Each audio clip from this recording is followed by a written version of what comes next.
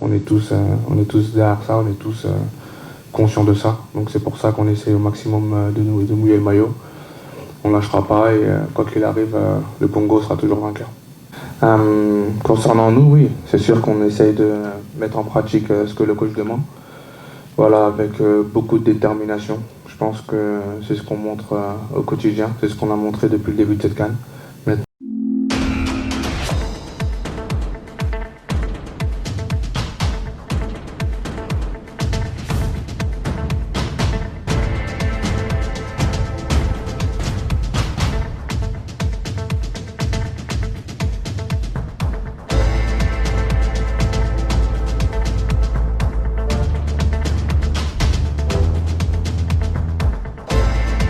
Au final, j'ai l'impression que c'est avec l'arrivée du staff actuel que on arrive à voir ton vrai visage sur le terrain.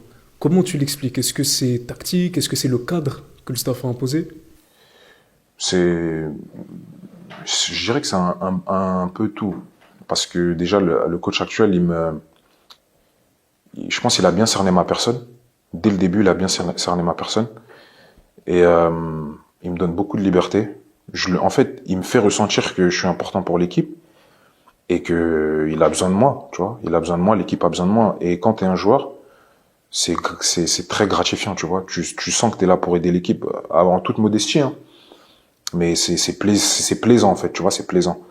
Après, le sérieux aussi, le sérieux qu'il a su ramener, parce que ça n'a pas toujours été sérieux, on le sait tous. Il est arrivé avec des très bonnes idées, lui et son staff. Franchement, je te dis la vérité, on prend tous du plaisir à aller en sélection, tu vois. Avant, je dirais pas qu'on prenait pas de plaisir, mais aller en sélection, tu savais dans quoi tu t'embarquais, dans le sens où, ça va être un peu compliqué, tu vois, les hôtels, nanana, mais là, c'est carré, c'est plaisant, tu vois. C'est juste ça. Et là, je suis épanoui. Je suis épanoui. J'arrive là-bas, je sais comment ça va se passer. Tu peux te concentrer sur ton travail et rien que sur ton travail. Et sinon, juste pour revenir sur la CAN, après le match contre l'Égypte, tu rates ton tir au but, la RDC passe et tu fais cette vidéo. J'ai raté mon penalty, je m'en fous. Insultez-moi comme vous voulez, on est qualifié. Explique-moi, qu'est-ce qui s'est passé dans ta tête à ce moment-là? Franchement, rien. J'étais avec, à la fin du match, il y avait Gradjour, tout le monde connaît. Et lui, c'est quelqu'un, bon, tu connais, tout, il fait des snaps, tout ça, il snap en continu. Et il m'a donné son téléphone. Et moi, à la base, je pensais que c'était une vidéo que j'ai envoyée à quelqu'un, tu vois. Et moi, quand je fais la vidéo, je lui passe le téléphone, tu vois. Et lui, je pense qu'il sauvegarde et il met en story, mais instinctivement, tu vois. Et après, on s'en est rendu compte après, mais moi, j'ai rien dit de mal. Pour moi, Donc à la base, cette vidéo, elle devait même pas être en... ouais, c'était comme ça, c'était pas fait exprès, tu vois. Et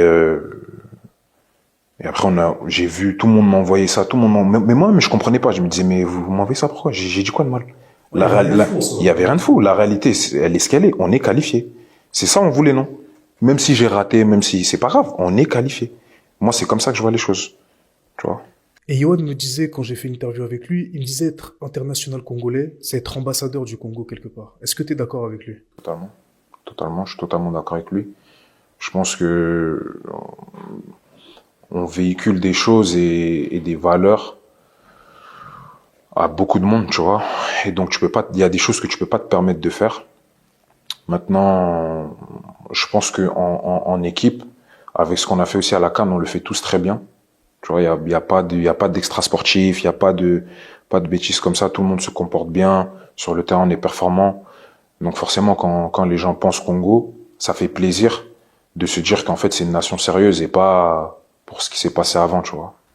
En fait, j'ai un problème avec les gens qui disent ouais, c'est le Congo. C'est le Congo et alors? On est obligé de rester dans la médiocrité? Tu vois, moi, je suis quelqu'un, je peux pas accepter ça. Donc à partir du moment où j'ai fait le choix de rejoindre la sélection, c'est pour qu'on aille vers le haut, tu vois, pour qu'on rivalise avec les plus grandes nations du foot. Et moi, c'est ça qui me motive et c'est ça qui me donne envie de continuer, tu vois. Et pour revenir à l'épisode, ouais, j'avais décidé de quitter la sélection parce que les conditions, c'était trop, en fait. C'était exécrable. Donc, il fallait un choc, tu vois. Il fallait un choc, il fallait faire quelque chose pour faire changer les choses et pour qu'on puisse avancer dans la bonne direction. Et après ça s'est passé comme sur des roulettes, tu vois. Au final, tu débutes en 2018, mais tu rejoins une équipe qui est un peu en fin de cycle. Et Florent Ibenge, donc, qui t'a fait venir en sélection, te préfère pendant la CAN Claudine Gonda. Comment tu le prends à ce moment-là? J'étais choqué, hein. Je te dis la vérité, j'étais choqué, surtout que il est venu me voir le dernier match du championnat quand j'étais encore à West Ham contre Watford. Il est venu me voir jouer. Donc je joue le match, à la fin du match on discute. On discute, il me dit son plan en gros, il me dit ouais je vais t'appeler, ça va se passer comme ça. Je dis ok, pas de souci, je suis prêt. J'arrive là-bas, il y a eu un épisode la veille du premier match, mais bon je vais pas revenir là-dessus. On joue le premier match, on perd. Le lendemain du match, il me dit mot pour mot, le prochain match c'est l'Égypte, on va jouer contre Salah, donc je vais te faire jouer milieu gauche avec Glodji derrière toi. Moi je dis y a pas de souci, tu me mets où tu veux, tant que je joue, je suis là pour aider l'équipe, tu vois. Causerie, je suis sur le banc, je dis rien. Le match d'après, si je me trompe pas, c'était Zimbabwe, je crois.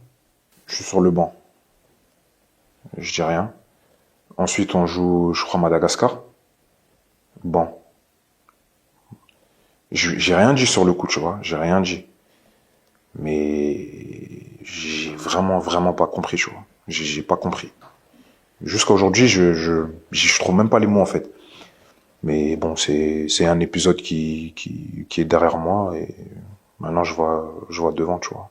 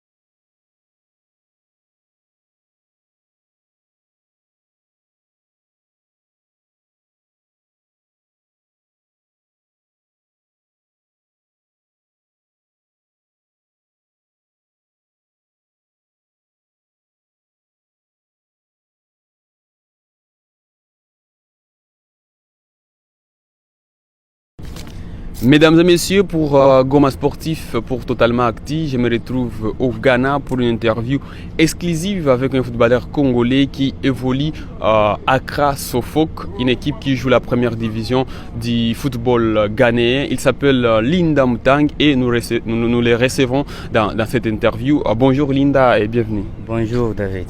Comment ça évolue du côté du Ghana? Ça va, Dieu merci.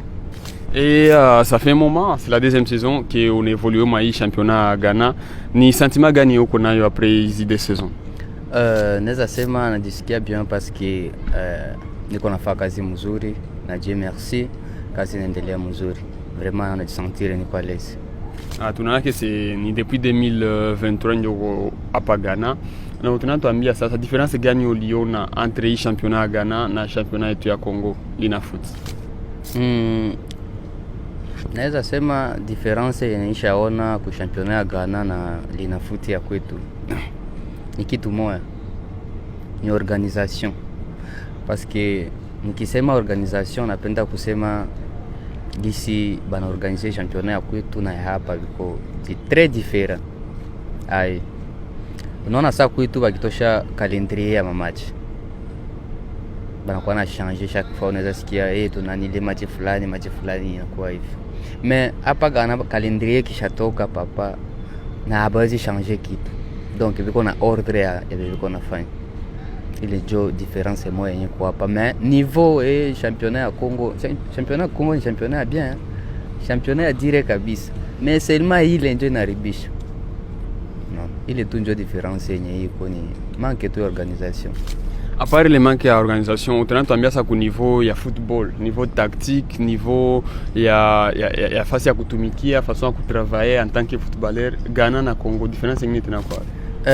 Kama uko footballeur ukuwe prêt kutumika fasi yote. Sawa.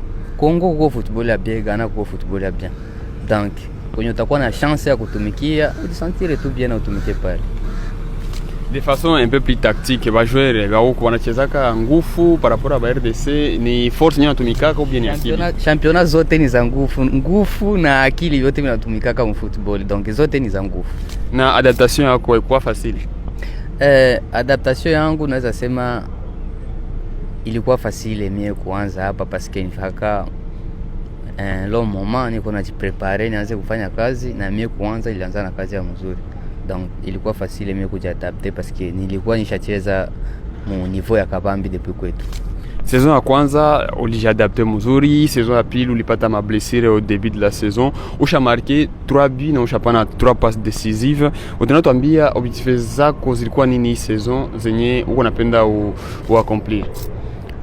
Depuis début ya saison objectif ziko toujours, malgré blessure nilifaka au moins phase aller si qu'on se sentir bien, mais Dieu merci phase retour avec ma traitement nikajisikia nishakuwa bien na naanza fanya kazi mzuri. Donc phase retour oui najisentir niko à l'aise na kazi niko naifanya mzuri, na objectif zenye niko nazo ni kufaire avancer equipe kwanza, na ukikuwa uko natumikia equipe, je pense que hawezi tumika collectivement sans individuellement. Donc wewe kwanza kisha unachanga kwa equipe ndio inakuwa collectif. Donc niko natumikia equipe na mimi niko najisentir mkutumikia equipe aussi, niko natumika juu yangu. Alors hii saison mko 11e na kuna bakilia 7 journées du championnat ishe. Est-ce que sio kwa sema kutumikia equipe ni kwenda mu Afrique ou bien niko quel objectif gani mnapenda muatteindre, parce que matches zina championnat karibia Aisha na amuko bien positionné pour jouer les grandes compétitions africaines? Unaona, unaweza kuwa na objectif ya kusema ki hii mwaka ifo tucheze d'Afrique, sawa, mais Mungu naye anapanga vyake. Sasa kisi nilipataka blessure, sikuwa napanga mimi nipate blessure, ni Mungu ndio alipenda nipate blessure. Donc tulikuwa na objectif ndio twende mu Afrique, mais avec le temps Mungu ana changer vyake, na sasa yetu tuko mu 11e position, mais unabakia 7 match ni ya mingi sana. Tutajikaza, tutajituma na tutaona kisi vitakuwa fin ya saison. Alors uko sema c'est ushajiadapter ku championnat ya Ghana, ushajiadapter ku pays, au tunatuambia ça jusqu'à présent bon côté gani usha retenir na hii passage yako Ghana, na mauvais côté gani usha retenir kwa hii passage yako Ghana? Unaona sasa uko joueur il faut kujiadapter mu vitu yote, haiko tu joueur. Hata wewe gisi uko journaliste, ukipenda wende fasi ingine wende tumika, il faut jiadapter na vyote utakuta kule.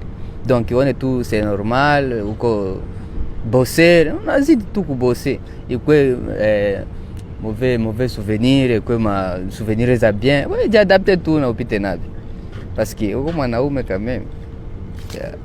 Alors tulisema ke uko ancien joueur wa Dauphin Noir, na ni équipe yenye kupermettre kupata visibilité au niveau national en RDC, mais aussi au niveau peut-être aussi de l'Afrique. Utanatuambia sasa Dauphin ile equipe inaokipe place gani muro yako? Dauphin muro yangu vraiment inaokipe place ya mingi sana, na juu ya nini nasema inaokipe place ya mingi sana? Si mimi nafika hapa sawa, ni Dauphin, il faut kukuwa reconnaissant quand même. Kama mimi nafika hapa ni Dauphin ndio ilinionyesha, nikaonekana Kongo, Afrika kanza niona, na leo niko hapa. Donc Dauphin ni equipe ilinifaire avancer, na niko nayo moro yangu, naipenda sana ile equipe na nitaitumikia. Kuitumikia iko aseme paka mimi nichezee, naweza itumikia mundia zingine. Kama njia gani? Nikisema par exemple niko na garçon mwenye anaweza saidia equipe, joueur mwenye anaweza saidia equipe, na kama tole joueur nampeleka pale deja nishatumikia equipe, donc nitaendelea kuitumikia. Na kuna un jour peut-être tu tena revenir en tant que joueur? C'est possible, naweza rudia comme joueur, mais saa hii pensée zangu zingali kwanza ku avancer mbele. Pensée zako ni ku avancer mbele na ku avancer mbele bien évidemment en tant que Congolais ni ku jouer pour son équipe nationale. Est-ce qu'il est un objectif yako de carrière mu année ya kufuata? Ile ni rêve yangu kujua équipe nationale, na najua un jour Mungu atasaidia tu, vitawezekana. Un jour Mungu atasaidia, vitawezekana na nitachezea équipe nationale. Alors leo aussi c'est la dernière saison unacheza kwa équipe ya Ghana. Objectif yako ni kuprolonger, ni kuenda découvrir ingine milieu? Kuprolonger vinawezekana, lakini nishakwambia kama niko na besoin ni avancer mbele. Niko na besoin ni avancer. Sasa kisi uniuliza ki au kuna waza un jour uende chezea Dauphin ou bien revenir comme joueur, ambia vinawezekana, lakini saa hii niko tafuta kwanza kwa avancer mbele. Qu'est-ce signifie kwa avancer mbele? Kwa avancer mbele ni kuweza kuchanger ma equipe zingine na kuweza kutumikia equipe zingine. Ile ndio kwa avancer. Ndio nikikuwa tu hapa, maana si avancer ça fait hapa 10 ans. Haiko kwa avancer quand même. Mais nikiweza kuchanger ma equipe ndio gisi mtu anakuwa kana songa mbele.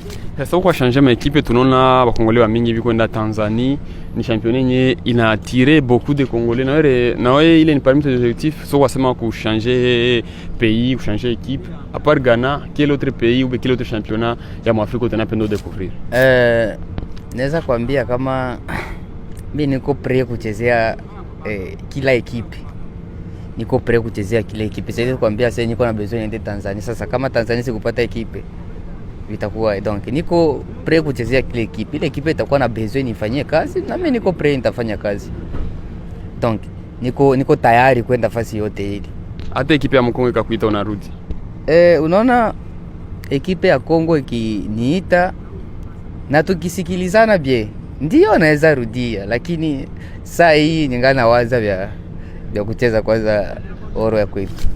Oro ya kupale, donc tunafika mwisho ya hii interview. Alors message ya mwisho bi question ya mwisho ita concerner partie est de la RDC, kule ndio kunatoka, kule ndio watu wako tebiko, mais actuellement ile partie iko na turbulence za mingi, vite iko aux alentours, kule insécurité, il y a beaucoup de tueries, il y a des kidnapping. Alors un message peut-être kwa wale watu wote wanaishi kule?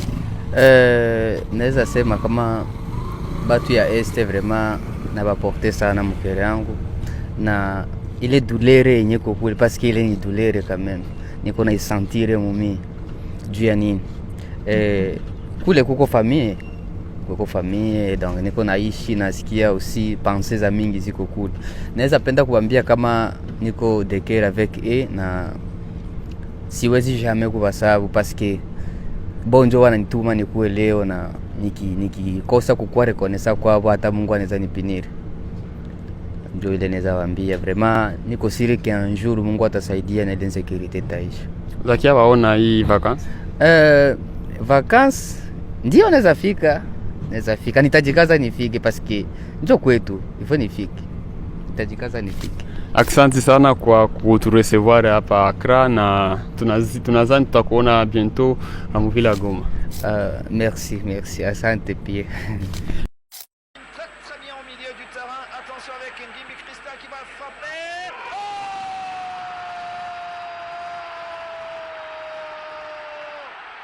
Christian Ngimbi, ami sportif, à la 36e minute de jeu.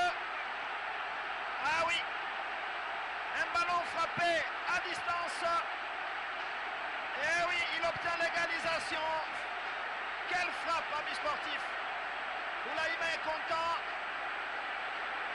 Et oui, c'était très bien joué de la part d'Ngimbi Christian, qui est parti de très loin. Cet arrière latéral gauche qui frappe à distance. Et le ballon est allé au fond de filet. Renaissance du Congo 1, tout puissant Mazembe 1.